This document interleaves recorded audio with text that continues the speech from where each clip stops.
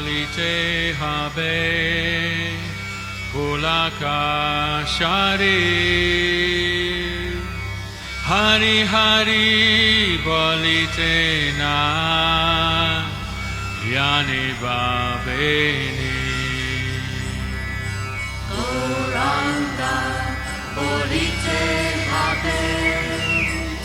1974, I was brought to Bhaktivedanta Manor, and it was after going to a pop festival. I was impressed to see that they had a community, and of course a house that had been given to them by one of the Beatles, who were still famous at that time. I came to the conclusion that they actually knew a thing or two. And they also told me to wait a few months, and our guru, our spiritual master, is coming, A.C. Bhaktivedanta Swami Prabhupada, and he will answer any of your questions. So I stayed. I first came to Bhaktivedanta Manor in 1975. I'd been visiting the Hare Krishna temple in London in Berry Place for many, many years.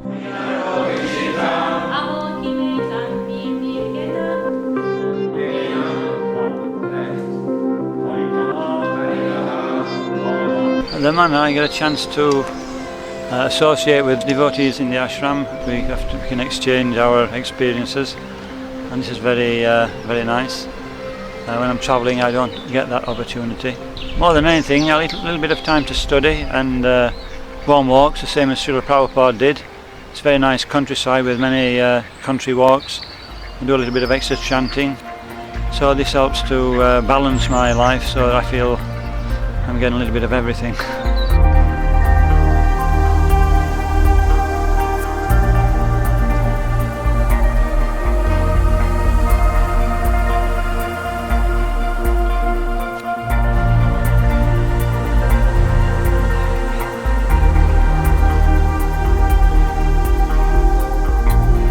On a daily basis, probably 300 to 400 visitors will visit the manor every day, and perhaps even up to 500-600 people in the summer itself. Mm-hmm. Weekends, of course, are very, very busy. Mm-hmm. And equally, schools from around the country will come here on a daily basis to learn about Krishna consciousness, culture, the values. And about 20,000 school children visit here every year.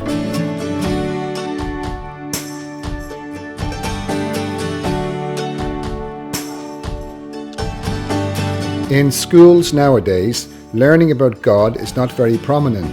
Srila Prabhupada emphasized on spiritual education starting at a young age.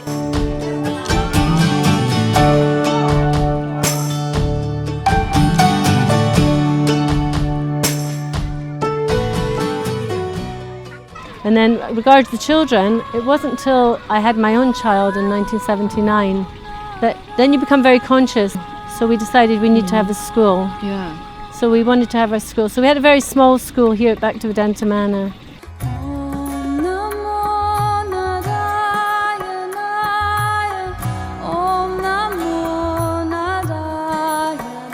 We were originally registered as a theological college, but of course when you have a shrine dedicated to Krishna, the public wants to come. And it was a very famous place because this messenger of Krishna had come from India, the very first person to put the stories of Krishna, the Bhagavad Purana, into the English language. And he lived here, and he translated his books here, so that made the place doubly famous.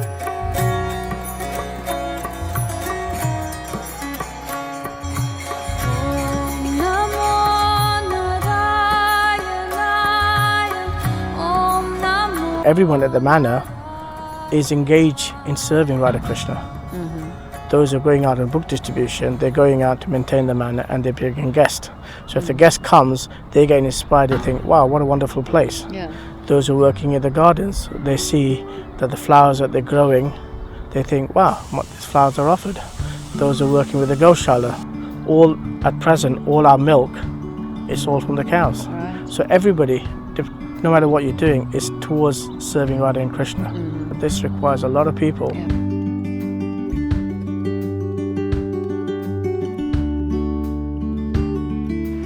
Millions of animals are unnecessarily slaughtered every day. Cows give milk, which is used in many different preparations, and yet in return, the cows and bulls are killed in horrific ways. At ISKCON Farms, the cows are protected. I cycle down here with a friend of mine, and we come by bicycle. And every Sunday we serve. It's a Sunday service. We're compelled to serve Krishna by working in the farm for the cows. The Krishna movement's very big on cow protection, and as a vegan, this is what has brought me here to volunteer, and it's a pleasure knowing that the cows are protected here, and to encourage this enlightenment throughout society, that cows are there to provide us with milk for as long as we look after them and take care of them, and there is no need to kill them for their meat.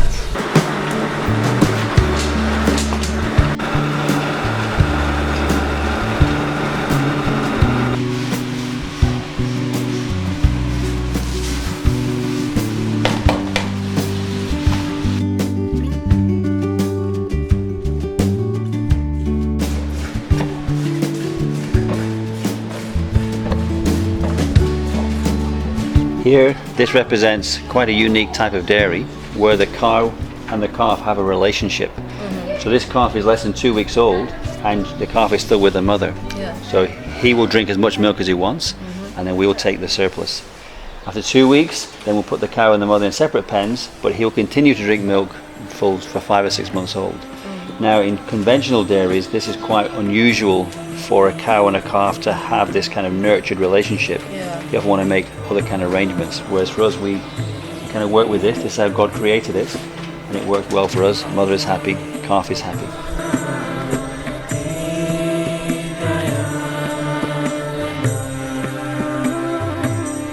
This field is for the cows in between being a suckling calf to being a mother themselves, and also for those cows that are receiving medical treatment. So they won't be part of the dairy herd, they'll keep to their own little clique of cows. A certain number of your cows will require medical attention, which means that we as cow protectors have to make sure all that need and care is taken into account. Many programs take place at Bhaktivedanta Manor, such as daily worship, philosophical talks, Sunday feasts, and sometimes Vedic weddings.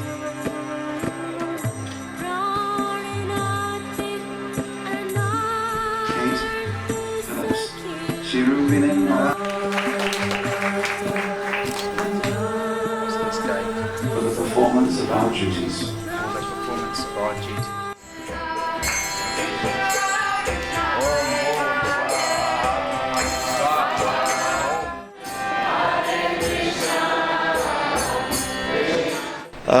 Srila Prabhupada's mission for the UK was the same as his mission for all over the world.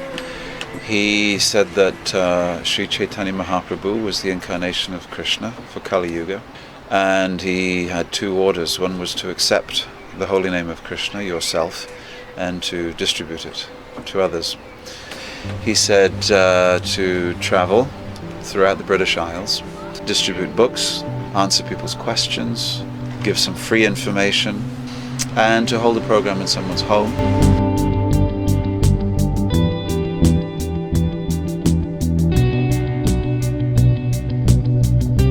I really started to get to know the Hare Krishna devotees in Norwich. They were doing a program, Sunday feast program there, and book distribution. So I got a few books, and then I started to go to the feast and help out with preparing the feast. In about 2010, the devotees brought me, and I did a course, introductory course for women here, and I spent a few months living here. We were doing the morning program and then some service here, learning really the basic principles, the basic process. Who are you, oh beautiful maiden? I am Surpanaka. You both look like majestic royalty, although dressed as Brahmins. Please give me your shelter and make me yours. Will you?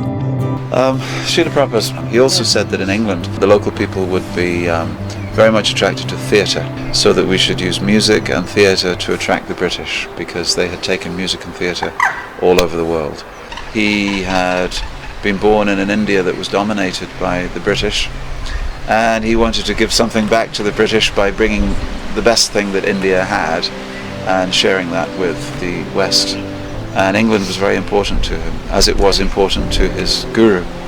His guru, Bhaktivedanta, had kept a map of London on the wall of his headquarters.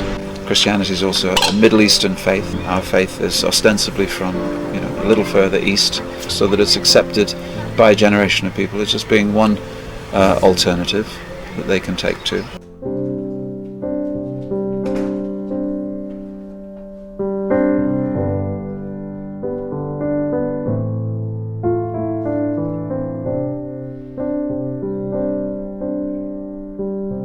Yes, when I get the time, I go to Prabhupada's rooms. They're very nicely kept, and it reminds us of when Prabhupada was here, nice and peaceful.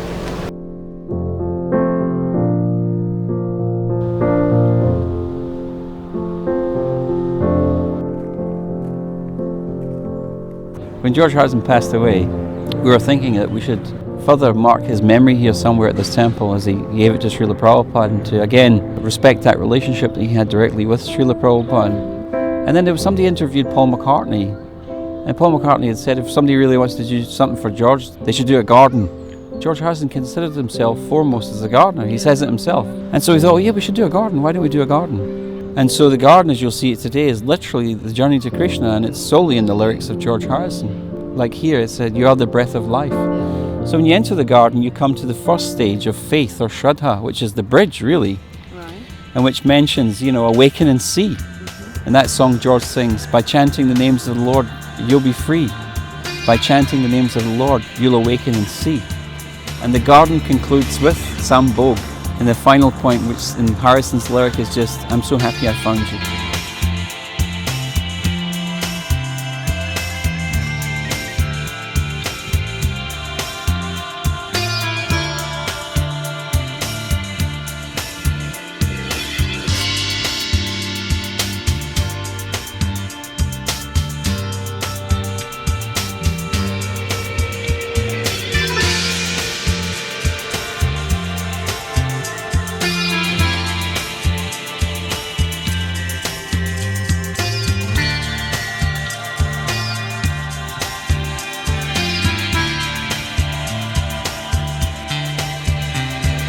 We started Namahat programs. That was in Cardiff, and we had a festival then in Swansea in '96.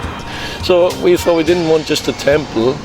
We wanted something which what Prabhupada wanted, like a reading room or a little prasadam, a little cafe, a little restaurant.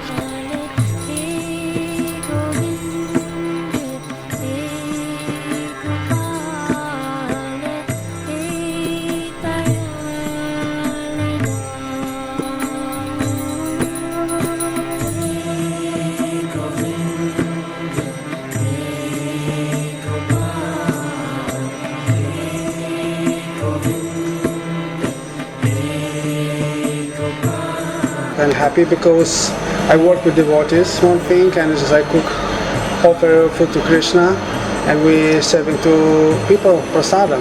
So it's like, for me, it's not just work.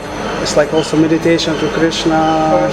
It helps in spiritual life as well. It's like, and if people are happy with prasadam, it's also inspired. Perfect.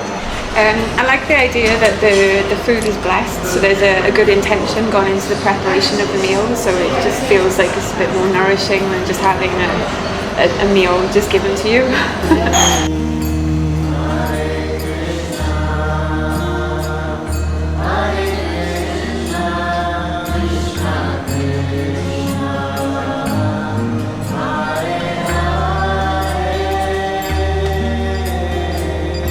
I met the devotees at Cafe Yatra in Cardiff, where I live. I'm studying there at the university, and just in my holidays at the moment, so it's just a wonderful opportunity to be able to do some service here over the summer.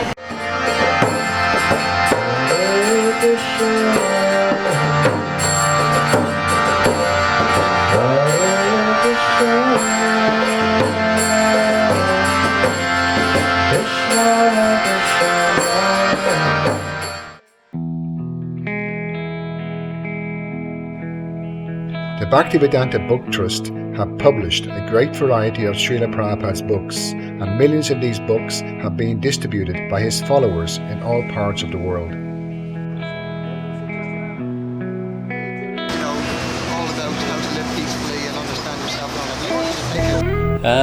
Well, book distribution itself is a wonderful and very important service. But my favourite book, I remember distinctly because I had a job where I was working for public transport and I was sat on a bus going around Liverpool. And as I read the book, which was a small book called Coming Back, it had such an effect on me, you know. And I was just like, wow, this is it, this is the truth, you know.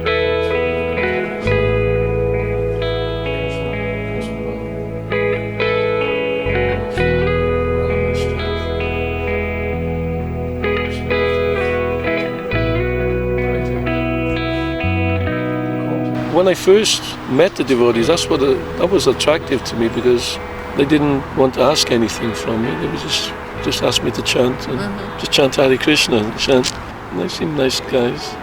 It's still the devotees attract me because I still like chanting with them. Once a month we just stop everything. We have our holy name day, and we sit in the temple room and we all chant together. So, and I really look forward to that.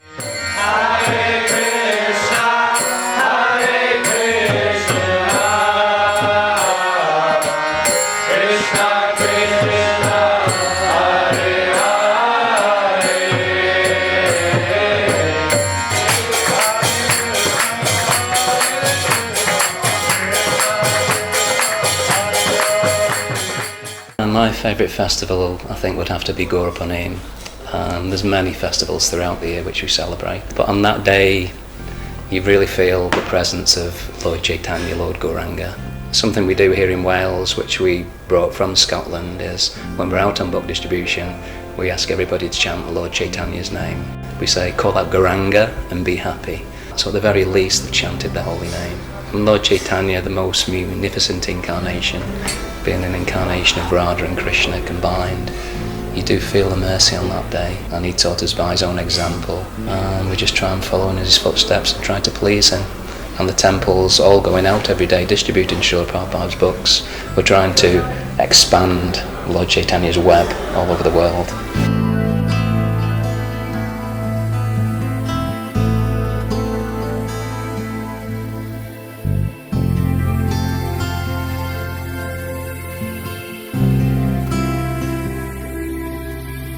After about a year and a half in London, which was really quite a roller coaster ride, then the word came down that Prabhupada wanted traveling parties to open temples in different parts of the world.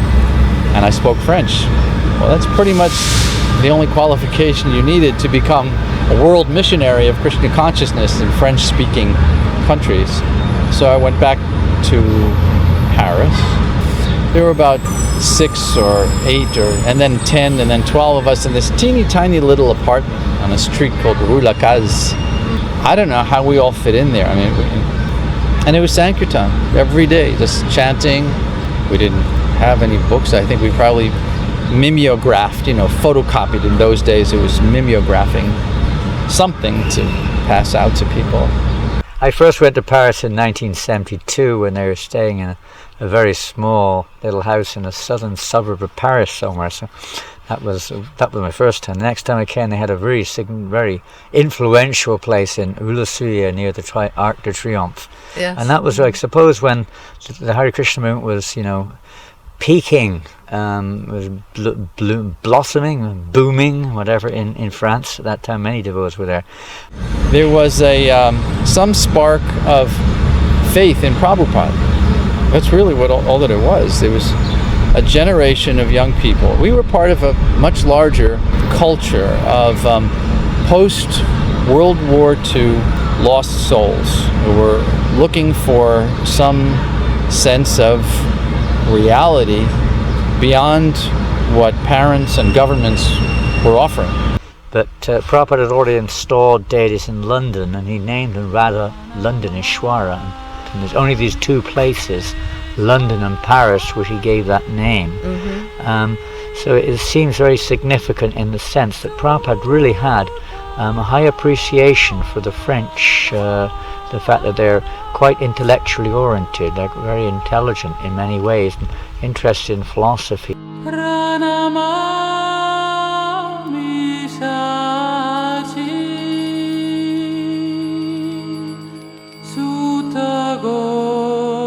We bought this house because of donation, international donation. We first bought one house in this place, ourselves, which is north of Paris. We have now an ISKCON property here. We have to develop it. It's just the beginning, so we need facilities. In order to expand, we should first stabilize. We're starting some Bhagavad Gita teaching a few months ago, and there's a very good response to that. And so we want to improve this because we are a center of teaching here. During his travels, Srila Prabhupada taught his disciples how to worship the temple deities and observe annual celebrations, like the Festival of Chariots. Hare Krishna. Bonjour.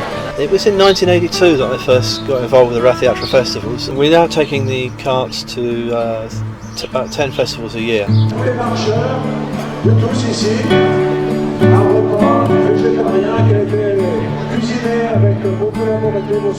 There's a special energy on this day. You know, this festival just brings everyone together. It's amazing. It doesn't matter who they are. You know, I've seen people from Iraq on these festivals and from Iran all dancing with us. It just makes you feel so happy to realize that, you know, that really we're all, you know, the same quality. You know, we're all brothers really and sisters. And this festival really brings that to home.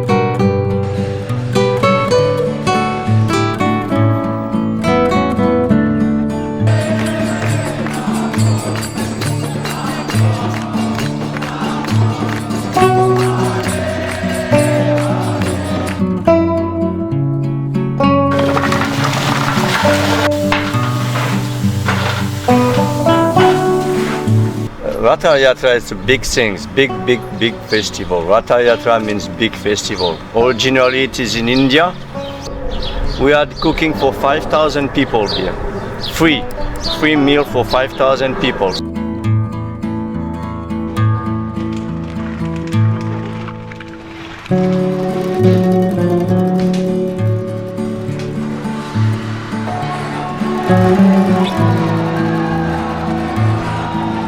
I estimate there was probably between 1,000 and 1,500 people altogether on the procession, which is more than I think they've ever had before.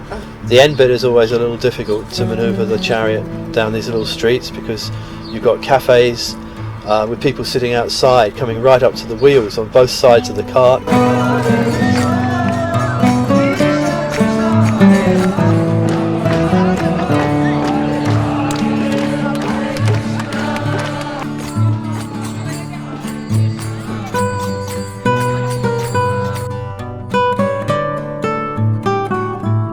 Paris is one of my favourites. It's such an amazing city, Paris. Prabhupada said that Paris is maybe more important than London as a city. Very important city. It's the busiest tourist city in the world. And the Ratha Yatra there is such an amazing route. People are coming out the doors, out the windows, waving and laughing and smiling and taking pictures and joining in. It's a really amazing event. And it just brings all the devotees together. It's an incredible uniting festival. I just love it. We're very fortunate that Srila Prabhupada brought Ratha Yatra out of India. So we're now able to share that with everyone.